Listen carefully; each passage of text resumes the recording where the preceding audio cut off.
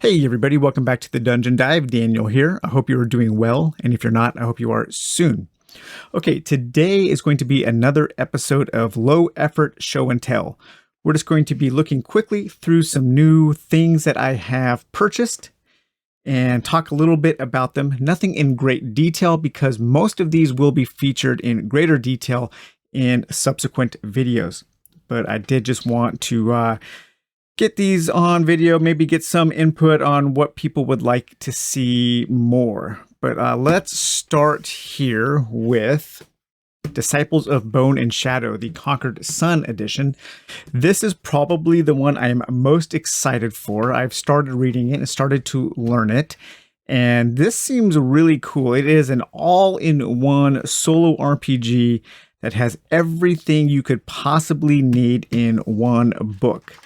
The rules are a little crunchier than I typically like in a solo RPG. There are quite a few things going on, and I'm hoping I could find somewhere a rules summary sheet because I think I could probably use one. I imagine there are going to be quite a few little details that I miss and forget.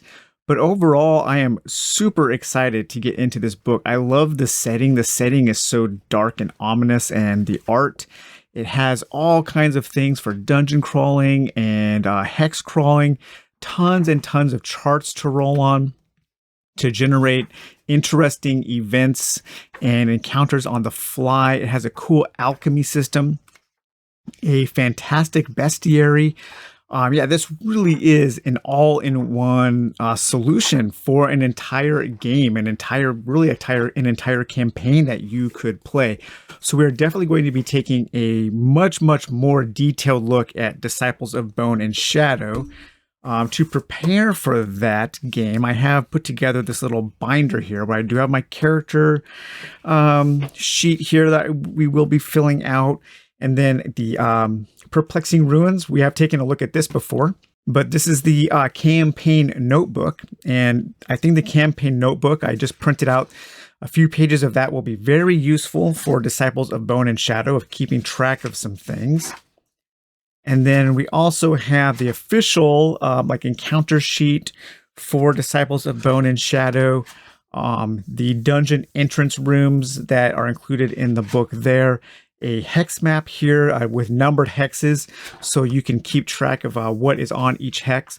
I think I'm actually going to go ahead and hole punch this on the other side over here so it lays together with this page. So it's kind of a double page there. Then it's got a sheet for you to keep track of your scenes and your characters and your story arcs. And then a very detailed page about keeping track of the plants and herbs that you have collected and combined and what kind of effects you have found through your alchemy work. This is really cool. I'm excited to get into that. And then another little note page there for an interior crawl with some notes. So I'm all prepared. I just need to finish up reading the rules. And next up, I did go to a local game store. I like to go to a local game store every once in a while and spend some money there. It's a good game store. They're good guys, and they also have good beer. So I went the other day, and I did pick up Death in Space, and I have been reading through it. This is, people were calling this, Morkborg in space. I get that a little bit, but this is quite a bit more detailed. It's thicker than Morkborg for sure. There are quite a few more rules in here, and I'm not sure how much I'm going to use this to play. It hasn't really spoken to me on that level yet. I love the book. I've been enjoying reading it, but it hasn't inspired me to get it to the table to play a game. However, I am thinking of this in conjunction with some of the components from Cryptic Explorers. I mean, I think these standees would be really cool to use in some kind of setting. And while this isn't really a dungeon crawl in space per se, you could have some kind of cool adventure like an infiltration mission on one of these Cryptic Explorers maps, and maybe use some of the monster standees from Cryptic Explorers because the art style definitely definitely jives together with these two things. Pretty cool, I think. I love the look of the book. The binding is really tight, so it's kind of a hard book to open. It keeps cracking like really loudly. I've never seen a binding this tight before. But yeah, I am looking forward to checking this out more. I'm just not sure how into it I'm going to get. If somebody knows of a really cool dedicated solo system for this, something like Solitary Defilement for Death in Space, please let me know. I would love to see something like that that could ignite my passion for the game. And then next up here, just completely contrasting in color here, I love it, is Runecairn Warden Saga by Odin's Beard RPG. I want to thank the Stoneaxe Tabletop Gaming channel for kind of hipping me on to Runecairn. He recently did a small series and he commented on, I think it was the video that I took a quick look at Cairn on the last show and tell, and he commented about Runecairn, saying how it was kind of an expanded version that had some solo rules baked in. And it also has a weird kind of Dark Souls twist to where you die, but it's not the end of your adventure. And I thought that sounded really interesting. So thank you so much, Stoneaxe. I really, really appreciate it. And I love this book. It's nice and small. I love the cover there. The colors are just incredible. And I haven't read too much in here, but it seems like a really cool game. And I did really like his playthrough videos were interesting. I'll post links to those in the description below. But yeah, so I am looking forward to checking out Runecairn. Most of these were from an Exalted Funeral purchase that I did. They were having a pretty cool sale, so I got some stuff from them. One of those things is we will be taking a closer look at this, along with some other Morkborg supplements that I have purchased, all from Exalted Funeral. And I have a few more things coming, I believe. But we've got the Book of Misery, Volume 2. We took a look at Volume 1 earlier. And then we have Volumes 1 and Volumes 2 of Creatures of the Dying World. And this has some more classes, monsters, and different things like that for us to explore. So we'll be taking a detailed look at that soon.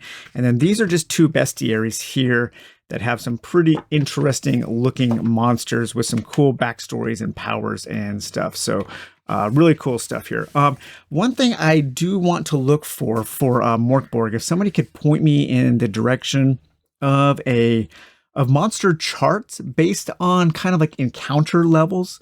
I haven't seen anything like that. There are a lot of various books and information of monsters and bestiaries scattered about multiple different volumes of Morkborg supplements. But because so many of them are from third parties, I haven't yet seen a really useful kind of comprehensive collection of monsters to encounter at various levels. I know level-based encounters kind of go against the spirit of Morkborg because you are really kind of supposed to be able to to face off and die at the drop of a hat in the game against much more powerful monsters. But for solo play, I would like to see something that has at least just a chart, maybe of 10 or 15 or so monster encounters that are level appropriate just for solo play. So if somebody knows of something like that, please let me know.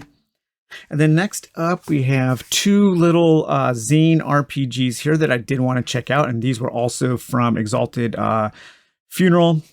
I purchased these. This first one here is called The Outcast, a game of reputation and redemption. And this says that The Outcast is a solo RPG about reputation and redemption. Your character has been ostracized by a community they were once part of because of a mistake they say you made. You embark on a lonely journey fulfilling missions to try and restore your reputation. I thought of this in conjunction with A Lonely Year, the card-based kind of map drawing game. I'm wondering if you could play that, and then that could be your community, and then you would be ostracized from that community. I don't know. It could be an interesting thing. I haven't read too much about this yet. The system does sound interesting, and I'm looking forward to diving into that more. And the second book here, the second little solo, this is a co-op, solo, or competitive, I believe. But this is called I Bury the Gods. Is a role-playing game of dark fantasy and dice pools for one or more players. Again, this is from Exalted Funeral there. I love that cover. Really nice. This looks more kind of like a very simple little skirmish miniatures style game. I'm not sure. I did like how basic and simple it looked. It looks like you should be able to learn this pretty quickly. And I am looking forward to checking both of these out in the near future. And finally today, I want to thank the creator of The Drifter for sending me a printed copy of this book. The YouTube channel, Glowing Turtle, his YouTube channel is really cool. He's got some cool playthroughs of some good old games there. Ken Kennedy is his name. And The Drifter has been available as a PDF for a long time, but he recently did the print-on-demand version on DriveThruRPG, and he sent me a copy. You still need to print out some things, such as the map and a kind of a character sheet and an event table, and your sheet for your different partners, for your helpers there, and your opponents. So you do need to still print out some things, but all you should need to play the rest of the game is in this book. And The Drifter is a Wild West adventure. It is basically a Wild West version of Barbarian Prince, which we have taken a look at on the channel before. And so this says, The Drifter is a solitaire adventure game set in the fictional Wild West. In this story game, no opponent is required. The book walks you through a series of events that are different each time you play the game. And it is very similar to Barbarian Prince, but it looks like it is a little more detailed in the encounters. It looks like there are more outcomes on how things can transpire. Maybe more solutions, more variables, a little more complex possibly than Barbarian Prince. But we will definitely be taking a look at this soon. So, all right, you guys, I hope you enjoyed this low effort show and tell. Let me know if there's something here that you would like to prioritize.